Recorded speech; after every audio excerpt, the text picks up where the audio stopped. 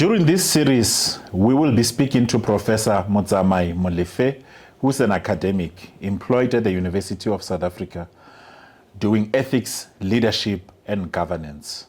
He's also a gender activist, the author of a book titled Understanding and Combating Gender-Based Violence. He's also leading a campaign of 1 million voices against gender-based violence. Every day, women and girls face violence that steals their dignity and silences their voices. But silence is no longer an option. Professor Motsamai Molefe, welcome, sir. It's good to have you here. Thank you. It's a pleasure for me to be here. Yeah, no, today in our episode where we are talking about understanding and combating gender-based violence, we are making a call to Ubuntu. What is it that maybe you can say to our viewers about the theme itself? So I think the most important thing that we want to share with our viewers is that a society that has lost its connection with its roots can never go forward. It's like a house without a foundation. So the call to Ubuntu is really a call to say that in facing this moral challenge, this pandemic of gender-based violence, we need to reconnect to one of the central values of African societies, the value Yabotu, Ubuntu. This value, if we reconnect with it, will be able to help us to think about our relationships. Because at the heart of gender-based violence, it's an indication of failing and degrading and abusive relationships. Ubuntu is a reminder that umuntu ngabantu, a person is a person through other persons. So relationships are important. So we want to fix relationships. You fix relationships, you fix institutions, and society will be able to function. That is why, as a response to this gender-based violence, we're talking about Ubuntu. Fixing relationships that are broken. It's quite something that is quite distinctive, and I believe it will take us somewhere. But then now, how do we distinguish between sex, the biological, and gender, which is a socially constructed thing that one can refer to? So I suppose in trying to understand what gender-based violence is, we need to understand these basic concepts. That when all of us are born, we are born as male and female. That means we are born with particular reproductive organs. A girl is born with a particular reproductive organ, a vagina, and a boy is born with male genitalia. That is a biological given. You know, we don't choose that. We're not taught that. When you are born at the hospital, the question the father would ask, is it a boy or a girl? True. It's given. That is sex. But when we talk about gender, we're talking about something completely different. Most importantly, gender is something that we find in the world. And when we find it in the world, it is taught to us. So when we are born, we are males, but we are trained to become boys. When we are born, you are a girl. You are trained to become a girl. And that training comes from society. Right? So when we grow up, we are told that boys play with cars. And the long-term effect of that is that as we become old, as become teenagers and become adults, naturally boys love cars. Yes. And girls are told that the girl must look pretty. And as she grows up, she will learn to take off herself, the upkeep, the makeup, and they're going to love beautiful clothes and all of that. All of that is the gendering process. So it's important to understand this, because in our fight against gender violence, one of the things we need to think about is how are we training boys to become boys? And how are we training girls to become girls? Some of the roles that we learn from society are the root cause of the violence that we're dealing with today. If from a young age we're not treating our young people that they're equal and they're equally important and they must treat each other that way, we create a society that is going to create problems. So I think the gender roles that we teach boys and girls are some of the root causes that we are facing today. But then maybe let's also take it further to say the training boys or teaching boys, to say this is who you are, say doing the very same thing to girls. That role within the family structure, how important is it? I think it's important. I think it's important that we train our young girls and boys. But what we need to ask ourselves, Are we training them to become monsters? Are we training them to become responsible members of society? That's the most important question. Are we training them to realize the responsibility that they have towards each other? Or are we training them to dominate one another? So from a very young age, a young boy is trained to want to dominate a young girl. A young girl is trained that she's a prey, she's going to be pursued.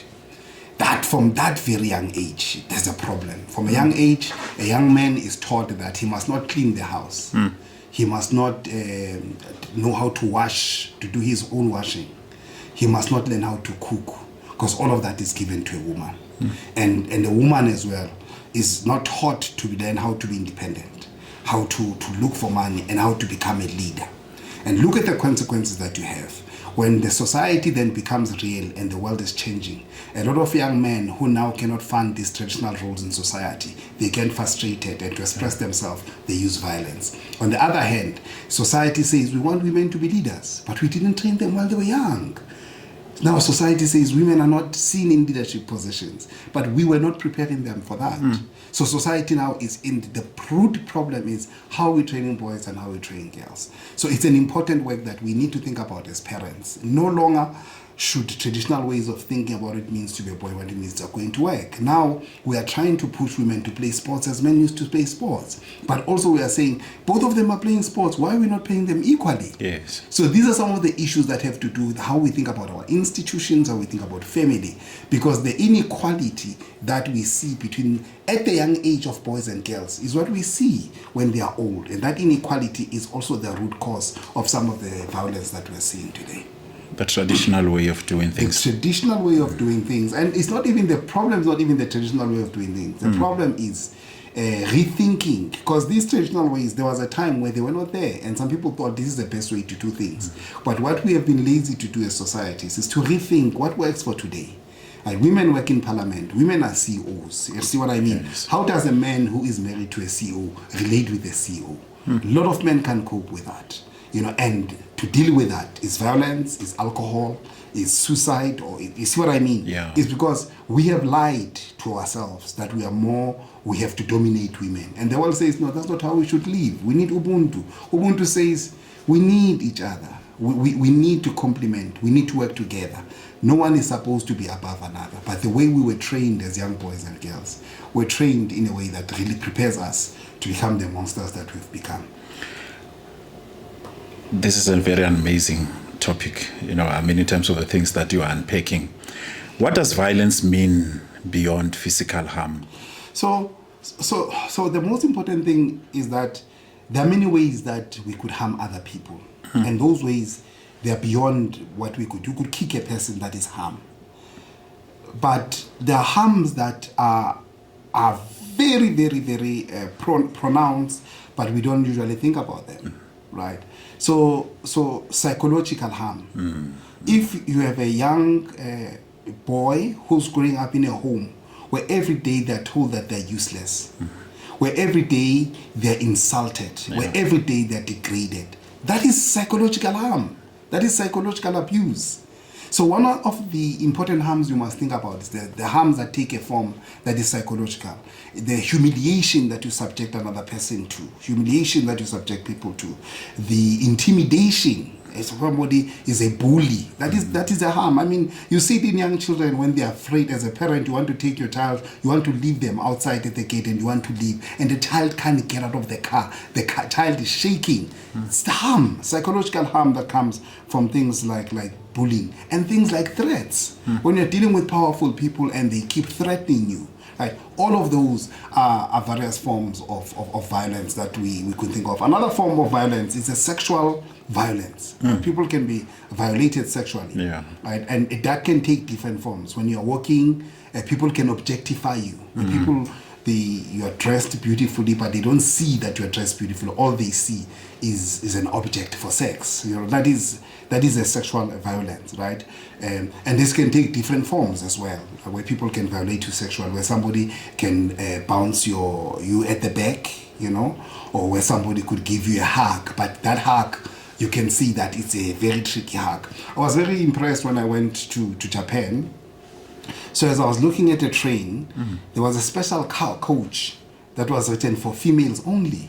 I'm saying, but why do they have a coach only for females? They say, when it's crowded, some men, they violate women by pressing themselves against them, so that it seems like it's the pressure from moving in. No, they are taking advantage of the situation. That is sexual violence as well. Another form of violence that is also irrelevant when we talk about gender-based violence is economic violence. You know that when you depend on another person, they can become very abusive. When a person doesn't want to buy groceries because you depend on them. I mean, growing up, we used to have friends. We used to have friends who used to have a ball. Yeah. When we were playing soccer, and when they're happy, they just take their soccer. You know, so you have that kind of violence in relationships where another one person is economically strong, another one is economically weak. Where the one who is strong uses their economy to frustrate and to also cause violence to another. Where you deny them essentials because you want to control them. That's economic violence as well. And then also we can talk of structural violence, and this is very important. This is very important. Structural violence is the violence that has to do with how institutions are organized.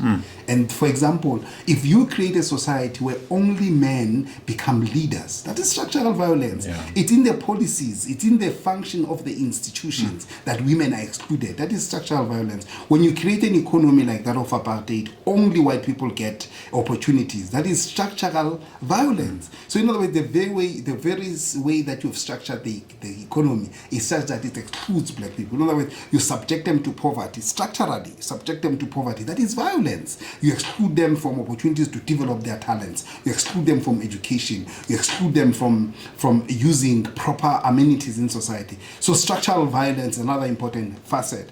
If you want to think about it in terms of gender-based violence, if you have institutions that are meant to protect women, from the policing to the NPA, but those institutions are not working, that is structural violence. So violence, when we think about gender-based violence, often we think it's a man punching a woman.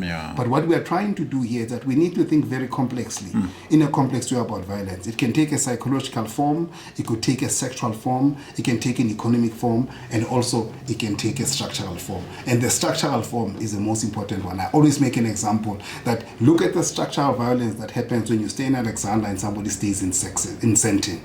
So for you think it's just a peaceful, no, it's structural violence. Every day you don't have water, you don't have security, you don't have access to opportunities, and right across you, you have people who live in luxury, people who have access to all kinds of resources, and you are supposed to coexist peacefully. So that those kinds of structural violence are continuing.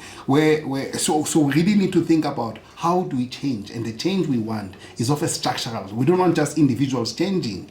We also want to change our institutions, want to change our policies, so that our policies create a society where everyone can be safe from structural violence. Yeah, speaking of structural violence, definitely you alluded to institutions on how they are structured. Maybe let's take it to how does institutions like the United Nations, World Health Organization, African Union, inclusive of the South African government, how do you see them defining gender-based violence? So, for example, the United Nations thinks of gender-based violence as violence that is gender targeting. But what they emphasize in this particular definition is the power imbalance. So they say, look, there's a form of gender, there's a form of violence that targets a particular gender, and often it's females. And they say what lies at the heart of it is the power imbalance. And what do they mean by that? They mean often men have more power than women. And because of that power, men tend to use that power to abuse, to degrade and undermine women. So United Nations really emphasizes the power imbalance between men and women. And when you look into the World Health Organization, they include various forms of gender-based violence. They look into the physical, they look into the sexual, they look into the psychological harm or suffering of threats, coercion, and deprivation of liberty. So the United Nations gives a very broad form to say that gender-based violence takes different forms, and they emphasize the physical, the sexual, and psychological harm that it can take. And also they emphasize things like threats, threats, I mean, if you're a woman and you're at work and some people want sexual opportunities from you, and if you don't give them, they threaten your livelihood. That is sexual gender-based violence, right? Coercion. Coercion can take different forms, where people can force themselves either in a form of rape, or where people systematically create a situation where you're at disadvantage. And those are just subtle forms of coercion. But the most important thing that this definition includes, a deprivation of liberty. The ability to choose for yourself, the ability to enjoy freedom, lies at the heart of gender-based violence. If you think about the AU emphasizes, African Union emphasizes a violation of human rights and a barrier to gender equality and development. Very important. So this one takes a particular approach. It takes a rights approach, that at the heart of gender-based violence is a violation of human rights. Yes. All of us have got equal rights. In South Africa, these rights are protected by the Bill of Rights, where each person must be treated with dignity. Right? So it emphasizes the element of human rights. But another thing that it emphasizes that looks into the structural issues is that gender violence includes a barrier to gender equality. Right. So gender equality has been an issue if you look into the history of institutions in the world. You start with the Beijing engagement in 1995. In Beijing 1995, the so-called Beijing Charter started with this issue of the inequality of women and the barriers that make sure that women are not equal. As long as women are not equal in society, we are going to have gender-based violence. And this equality comes across different spheres. The work that women do at home is free labor. It's free labor. No one pays for that. It's an important work. No one wants to live in a dirty house. No one wants to live and not eat. We want food when we get It's what I mean. And all of that work is not recognized. You understand? That's why the courts have been very progressive to say that when there are divorces, the court says this person has been working. For you to go to work, you were clean, you were eating, and all of that. The courts are taking that. So, but those barriers. So this particular definition looks into those barriers of equality and development. So this is a very progressive definition that says that when we think about gender-based violence, let's think about what are the barriers to equality. The more equal women are, the less we'll see this gender-based violence. The South African definition looks at it gives a very broad view of gender-based violence that does not only just emphasize women, but also looks into children as well. So some of the victims of gender-based violence, in fact, it's been children, but also it looks into the LGBTQ plus community as well. Yes. Those people have been victims of gender-based violence because of their sexual preference. They receive all kinds of violence against them. Right. Another thing that it also emphasizes that's important is domestic violence. The violence that happens in the home, in this definition, finds an important pronouncement. And why this is important, there is a lot of violence that happens in the home. Yes. And that violence, so our homes really could be considered to be the manufacturing ground for gender-based violence. And that tells you a story about our inability to know how to manage conflict in the homes and the traumas that we share through this violence. And it also talks about sexual offenses and harassment. In organization, in churches, if women could tell us their experiences of sexual harassment of one way or another, and often we protect the perpetrator because they are powerful and women get exposed. So all of these definitions give you different things. The United Nations emphasizes power imbalances. The World Health Organization gives you different forms of gender-based violence, the sexual, the psychological, and the physical. The African Union emphasizes structural issues, barriers to women equality and development, and the South African government also emphasizes the domestic violence as really a breeding ground for this gender-based violence. So when you look into all of these institutions and look, all of them are dealing with one problem, but they give us different lenses through which to think about gender-based violence, because it's a serious issue that's not only affecting South Africa or Southern Africa or Africa, it's a global issue. And then when we think of all of these perspectives, it gives us a rich way to look into this particular matter. I mean, speaking of, most of these incidents happening in most of the homes, and in terms of policing, structurally, then it clearly means that we've got most homes which are crime scenes, and they seem to be taken lightly if the victims are not able to come out on those types of incidents, which relates to GBV. Yeah, look, and also that makes sense. It makes sense because our homes is where the inequality plays itself. And typically it's the man who's providing. So if it's a man that's providing, the first cry when a woman wants to complain, she'll be told to go to a family. When she goes to a family, it is men who are going to meet to discuss the matter. Yes. The imbalance plays itself even culturally. And then when a woman runs to a police station, most likely she's going to meet a man. A man who's equally guilty of gender-based violence as well. And a man who's been trained not to understand the cries and the suffering of women. So then the crime scene itself finds itself extending to other parts of the community, but those parts of the communities are not ready to understand a woman. But something else is also happening. As a woman goes to all of these places to look for help, yes, she now has to retell the story. When she retells the story, re-traumatization happens. And then this re-traumatization then becomes a site for humiliation. And this humiliation becomes then a breeding ground for her to maintain her silence because there's no help in society. That is why a lot of cases of gender-based violence don't make it to police stations. A lot of cases of rape don't make it to the police station because women are afraid to speak up, because from home to families to churches, they have not found any sweet answer from those places. So the home really is a breeding ground, and it is supported by other institutions. That is why a lot of women cry and languish in families because there's no hope. And it's not only women who are suffering here. The children are also observing this gender-based violence. And not only as they are victims as well, but also they are also being taught, the young boys are taught that violence is the best way to deal. So not only are we doing gender-based violence, but we're also preparing the future young boys to also know that violence is a way to deal with that.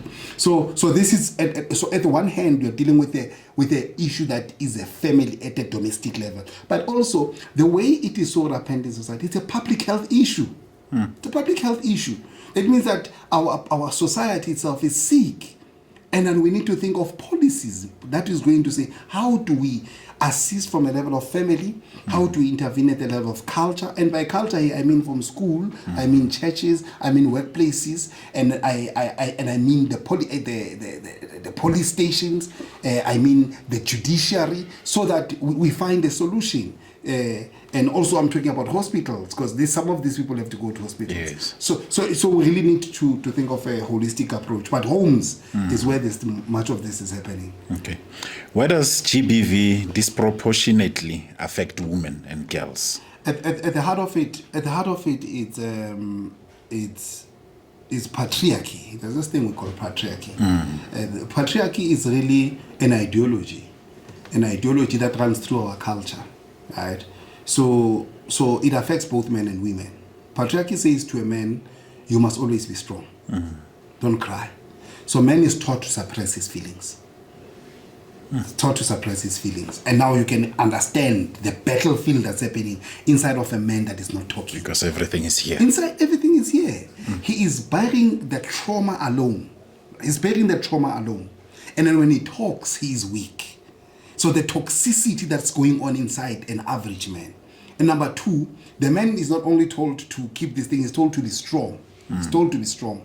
And on top of that, the man is told that this is a man's world. This is a man's world, right? So he's told that he must dominate. Not only must he dominate not only nature, he must also dominate women, right?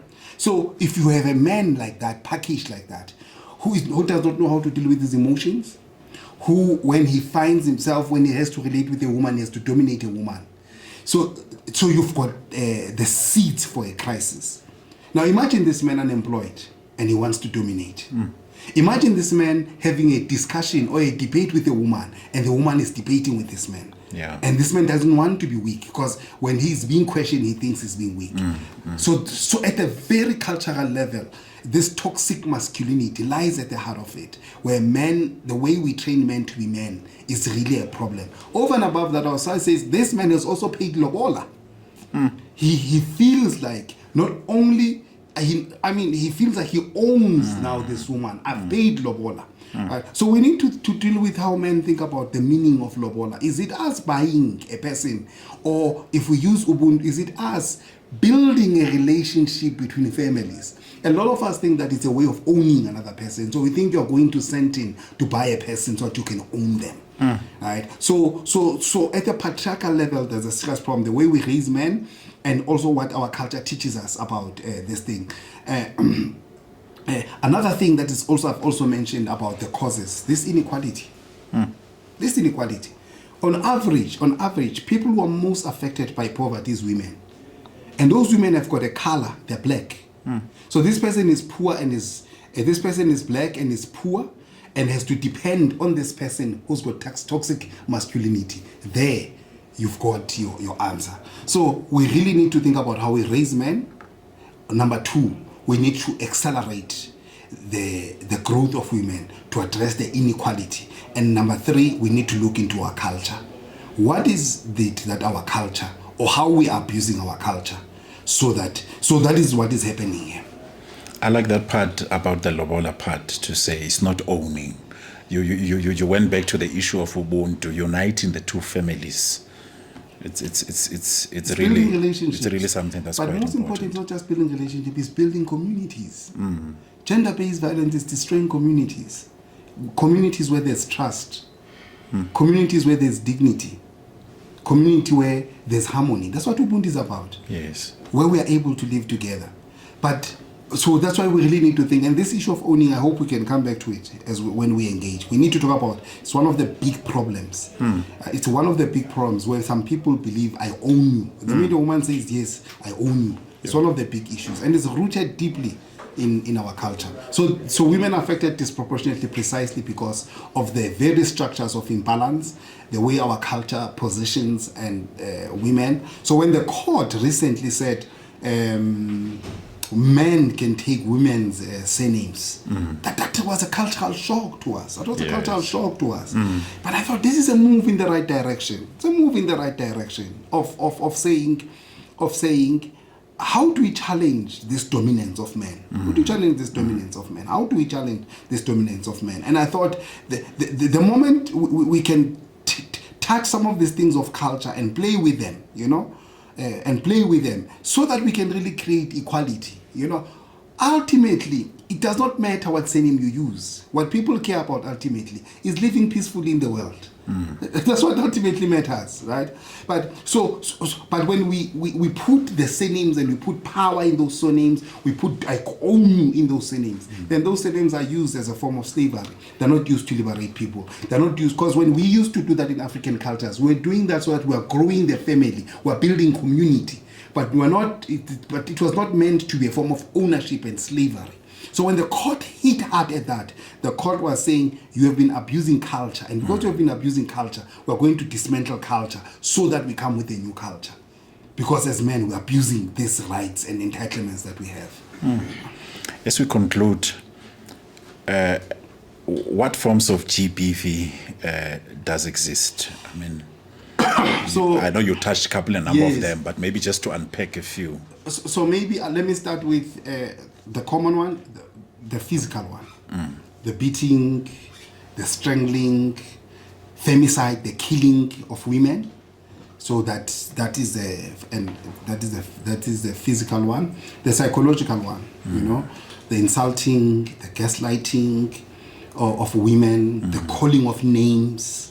And all of that is psychological. When a woman is passing, you do that whistle, catwalking. All of those are forms of gender-based violence.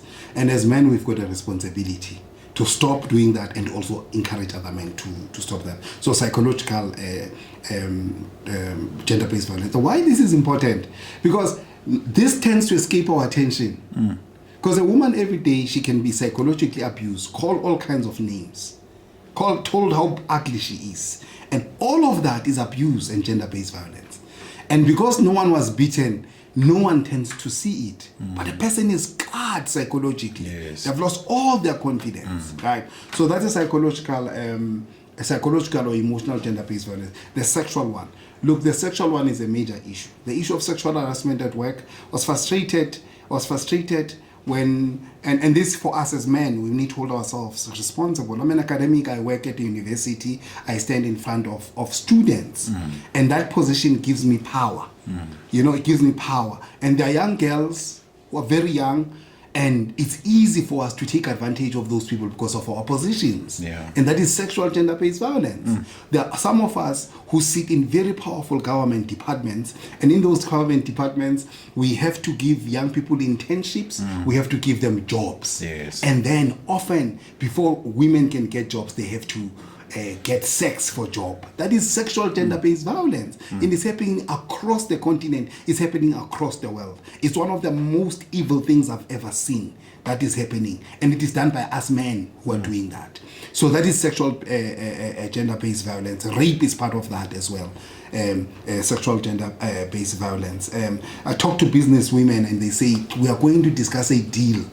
And somehow, before I get this deal, I must also go through a bed. There must be an exchange. There must be an exchange, right? It's a psychology that is there amongst us as men, and we need to really confront ourselves and say, how could we do this to our sisters and mothers and daughters? You know, this thing of sexual gender-based violence. There's also economic gender-based violence. Men tend to have more money than women. Right, and this culture manifests itself in different ways. You find this culture, the blesser. That culture, the blesser, is based exactly on this thing of economic gender-based violence. You are much older, you've been working for a long time, you've been able to accumulate a lot of money. South Africa has got a very high unemployment rate, and South Africa has got a very high level of poverty. I was shocked when I saw that Gauteng has about 25% of people living in poverty. And a majority of them are women and girls. And then you take your economic strength and you use it to that's a form of it. But in the homes, that's where it happens then. The woman depends on the man, and the man uses his economic strength to abuse a woman. You deny her clothes, you deny her makeup, just because you want to be in control. You want to tell her who she can keep as friends. All of those because she depends on you. And she can't leave because she depends on you. She takes you to prison, now she's going to suffer.